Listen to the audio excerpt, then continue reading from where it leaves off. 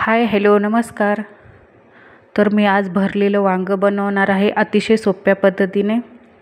चला तर मग बनवूया. पाव किलो वांगी घेतली मी, स्वच्छ पाण्याने धुवून त्यातले मधून काप करून घेतले. मसाला बनवण्यासाठी साहित्य तर शेंगदाण्याचा कूट, लाल तिखट, कांदा लसूण मसाला, हळद पावडर, चवीनुसार मीठ, कोथिंबीर. हे साहित्य सर्व एकजीव करून घेते.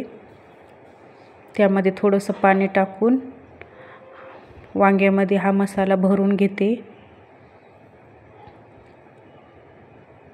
तर मी सर्व मसाला भरून घेते वांग्यामध्ये.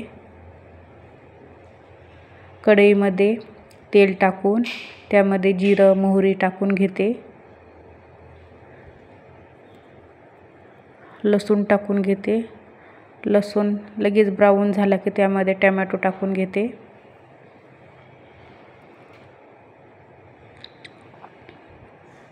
त्यामध्ये वांगी टाकून घेते. वांग्याला थोडंसं वरतून घालून परतून घेते.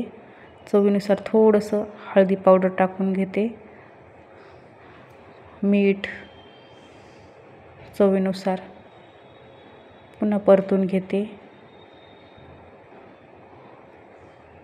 थोडंसं पाणी टाकून वांग्या झाकण ठेवून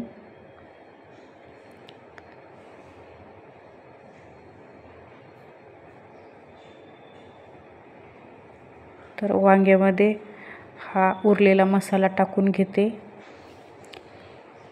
पुन्हा थोडंसं परतून घेते. आपल्याला जेवढं हवं आहे तेवढं पाणी टाकून घेते.